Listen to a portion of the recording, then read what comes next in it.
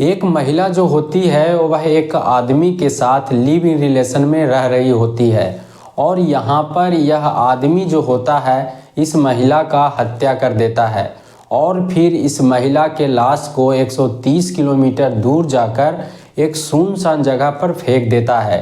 इस लाश को फेंकने में इस आदमी की पत्नी भी साथ देती है और पत्नी जो होती है वह अपना भाई को भी इस लाश को ठिकाने लगाने में रखता है। लेकिन यह मर्डर मिस्ट्री जो होता है इसका खुलासा एक 2 साल का बच्चा से होता है। यह बच्चा जो होता है वह ना तो बोलता है और ना ही इसको पता होता है कि मेरी माँ का हत्या हुआ है। लेकिन यह बच्चा के कारण से यह मर्डर मिस्ट्री जो है वह सुलझ जाता है और लोगों के सामने आता है। तो यहाँ पर एक महिला होती है जिसका नाम जयश्री होता है। जयश्री का शादी जो है उसका 6 महीना ही होता है कि जयश्री जो होती है वह अपना पति को तलाक दे देती है।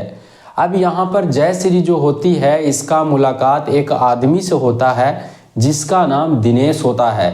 दिनेश जो होता है वह पहले से ही शादीशुदा होता है, लेकिन यहाँ पर दिनेश जो होता है वह जयश्री से नहीं बताता है कि मैं शादीशुदा हूँ। अब यहाँ पर जयश्री जो होती है वह दिनेश के साथ लिव इन रिलेशन में रहने लगती है। यहाँ पर ठीक ठाक से ज़िंदगी चल रहा होता है और दिनेश जो होता है वह जयश्री को एक किराए का कमरा लेकर रखने लगता है। अब ऐसे ही दिन बीतता जाता है और फिर यहाँ पर 2 साल के बाद जयश्री जो होती है वह एक बच्चा का जन्म देती है। जयश्री जो होती है इस बच्चा का नाम शिव रखती है। अब यहाँ पर जयश्री जो होती है वह अपना बच्चा का पालन पोषण करने लगती है। अब जयश्री का बच्चा जो होता है वह धीरे धीरे बढ़ता जाता है, लेकिन यहाँ पर जयश्री को नहीं मालूम होता है कि दिनेश जो है वह शादीशुदा है और इसका एक पत्नी भी है और 2 बच्चा भी है।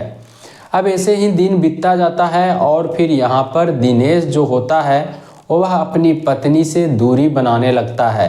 तब यहाँ पर दिनेश का जो पत्नी रहती है वह दिनेश के ऊपर जांच पड़ताल करने लगती है और सोचती है कि आखिर दिनेश जो है वह मेरे साथ समय क्यों नहीं दे रहा है।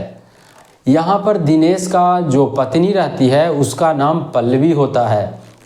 अब पल्लवी जो होती है वह दिनेश के ऊपर ध्यान रखने लगती है। तब यहाँ पर दिनेश जो होता है वह पल्लवी से किसी काम का बहाना बताकर घर से निकलता है। यहाँ पर दिनेश जो होता है वह एसी का मैकेनिक होता है और यहाँ पर दिनेश जो होता है वह अपनी पत्नी पल्लवी से बोलता है कि मैं काम से बाहर जा रहा हूँ और कुछ दिन के बाद घर आऊँगा। अब यहाँ पर दिनेश जो होता है यह सब बात बोलकर अपना घर से निकलता है और फिर जयश्री के पास में दिनेश जो है वह रहता है। अब यहाँ पर कुछ दिन के बाद दिनेश जो है वह जयश्री को समय देना कम कर देता है। तब यहाँ पर जयश्री जो होती है वह दिनेश के ऊपर जांच पड़ताल करने लगती है कि आखिर दिनेश जो है वह हमको छोड़कर कहाँ रहता है। यहाँ पर कुछ दिन के बाद जयश्री को मालूम होता है कि दिनेश जो है वह शादीशुदा है और इसका एक पत्नी है और 2 बच्चा है। अब यहाँ पर जयश्री जो होती है वह दिनेश से झगड़ा करने लगती है और यहाँ पर दिनेश से जयश्री जो होती है वह अपना बच्चा का पालन पोषण करने के लिए पैसा मांगने लगती है।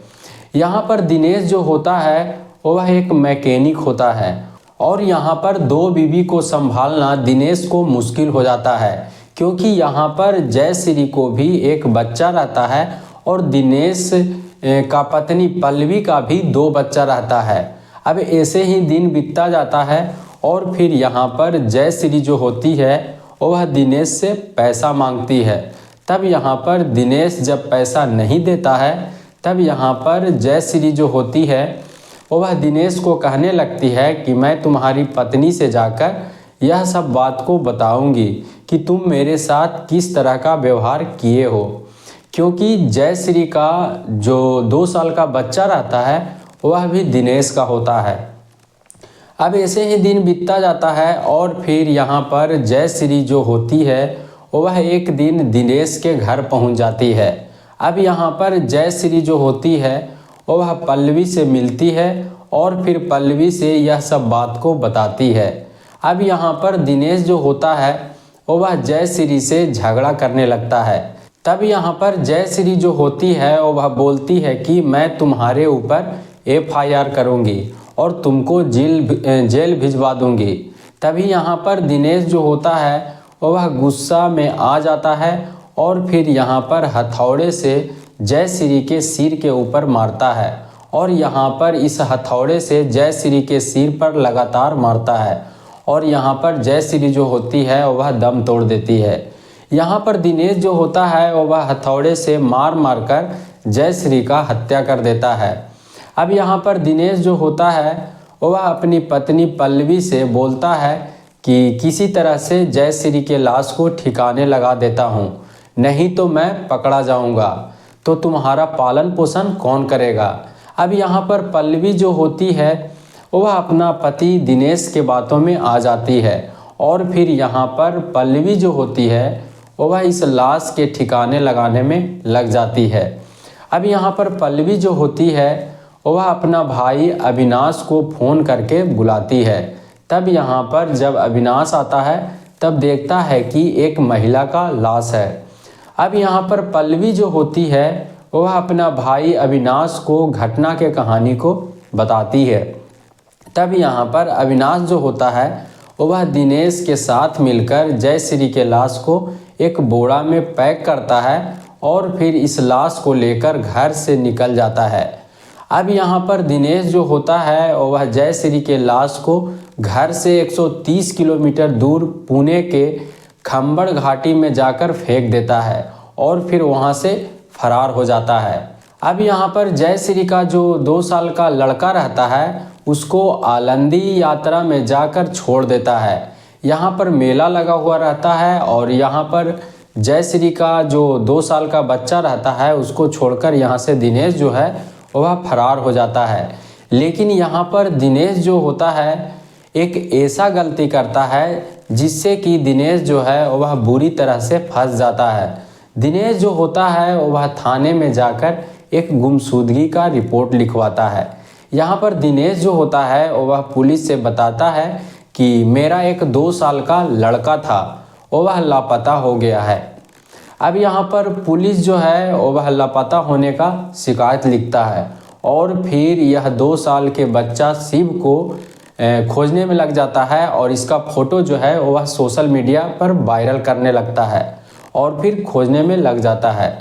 यह घटना जो है वह 24 नवंबर के रात का है। 24 नवंबर को दिनेश जो है वह जयश्री का हत्या करता है और फिर 25 नवंबर को ठिकाने लगाता है और फिर यहाँ पर दिनेश जो है वह पुलिस से आकर अपना 2 साल के बेटा शिव के लापता होने का शिकायत लिखवाता है।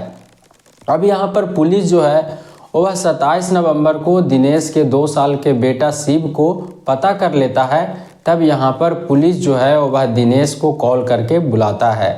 अब यहाँ पर जब दिनेश आता है तब दिनेश से पुलिस जो है वह पूछता है कि बच्चे का माँ कहाँ है।